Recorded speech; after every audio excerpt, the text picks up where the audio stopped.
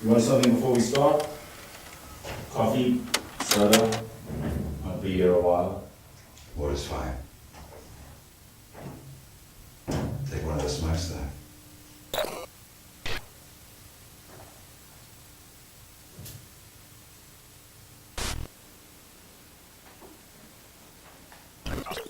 April 10th, third interview with Jeremiah Carpenter, interrogating Officer Holden. The tests came back.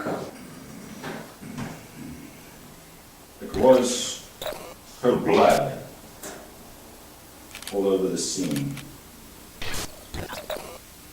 Did you know Anna Aquinas was a hemophiliac?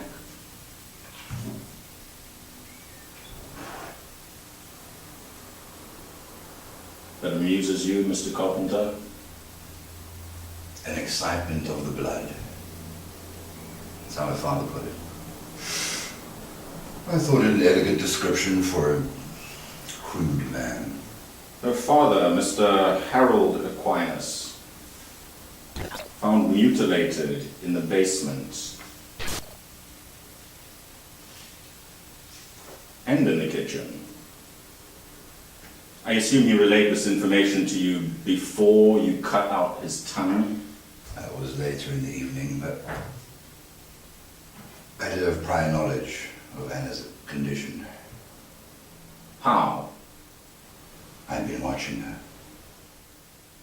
For how long? For some time. At school. With their friends. Piano lessons on Thursdays. A radial dimple of her wrist as she stretches a full octave. How long were you stalking her, Mr. Carpenter? I didn't say stalking. I said watching. I watched her constantly. I watched her in her sleep. In her dreams. She had a lot of nightmares. And I was always there. And I saw what he was doing to her.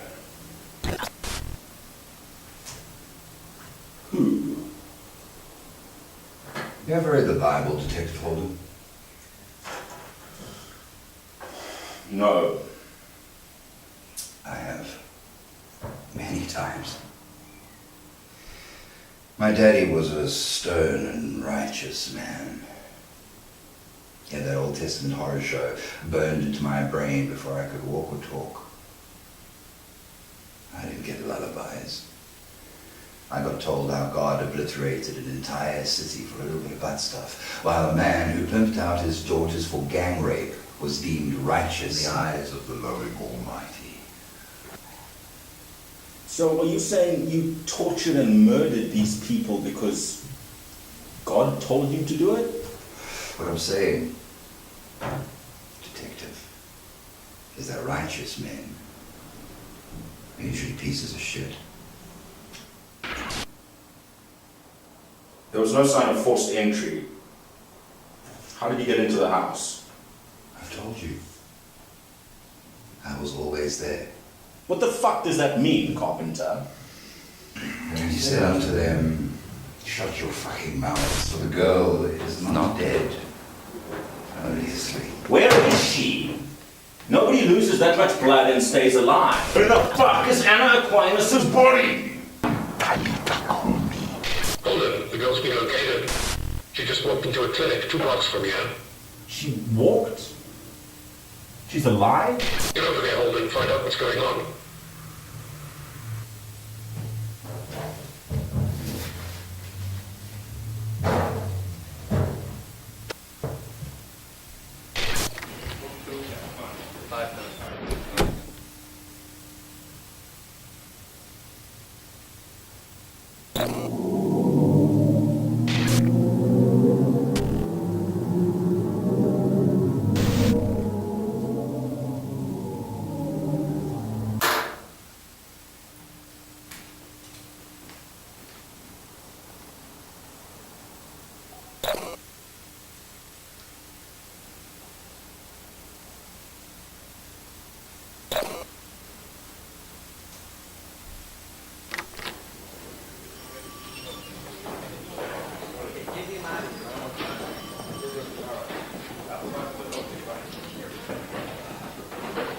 There's no one here. Are you sure Holden got the interrogation room right? Well, it's empty now. Cuffs on the table, but no one's home.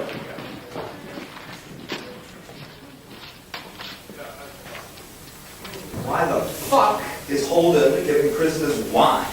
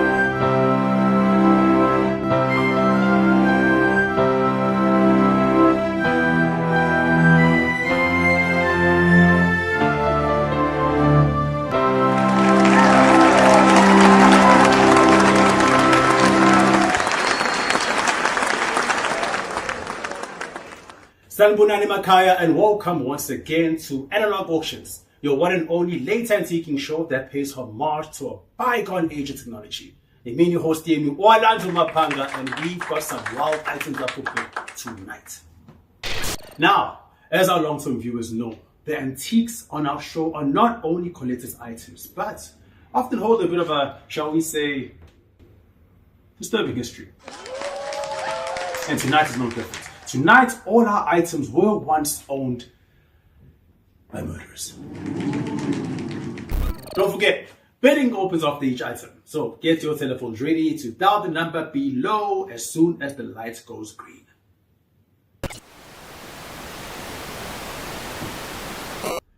Our first item may look a bit worse for wear, and is possibly older than some of our viewers.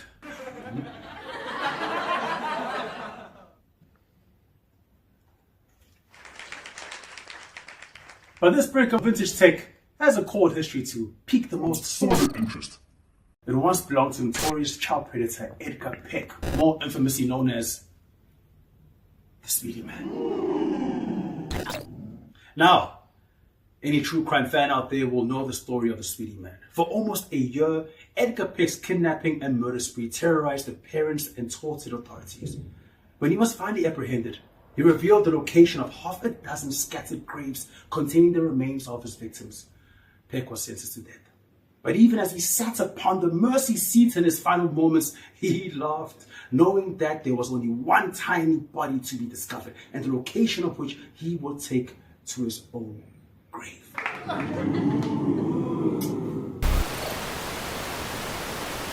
The SIM card inside this phone contains the GPS location data of Peck's final victim.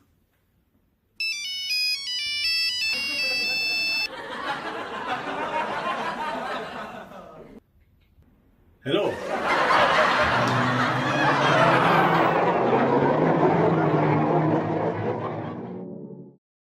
Green means go, so flex those fingers and dial the number on your screen now to place your bids. It will all be announced at the end of the show.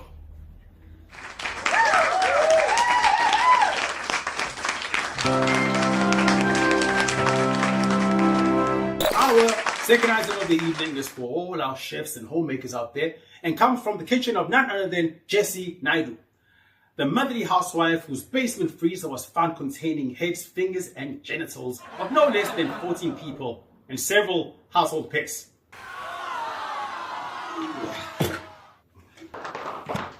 Yes, you guessed it. Jessie wasn't just dismembering folks for fun, she was turning them into home-cooked dishes. And she was doing it with this blender. Jessie was arrested after guests at her dinner party fell ill with strange and inexplicable symptoms. When authorities searched her home, they made the grisly discovery that Jessie Naidu was putting more than just mutton in her curries. Jessie was sentenced to life imprisonment, but only served a few weeks of her sentence before she fell ill with strange and inexplicable symptoms and died. Who's that? Well, hello, folks. At home, we got some spooky stuff going down on the show tonight. Yes, sir, but it's time to hit the dial again and call the number on your screen now to bed. Green means go.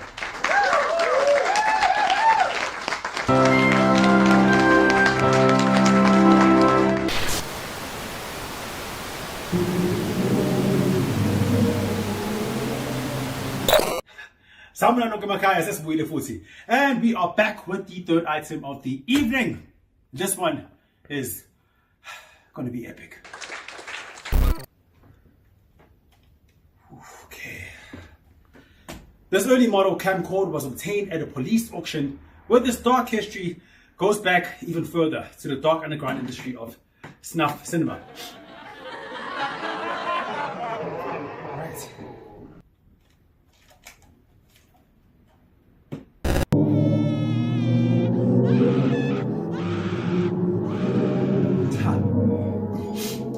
Not only has this little lens seen bloody torture and brutal death, but a mix-up in a police evidence stream led it to being used to film suspect interrogations.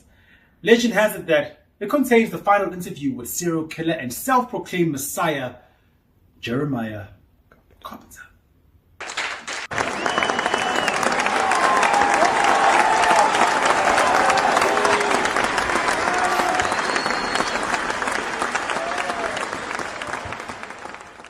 Green means go. Go. Run. Call now and place your bets.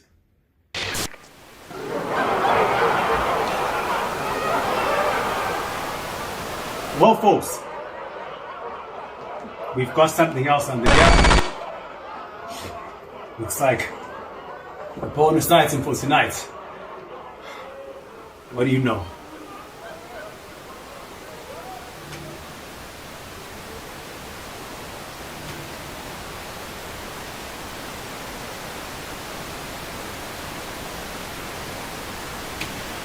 I'll open the bidding.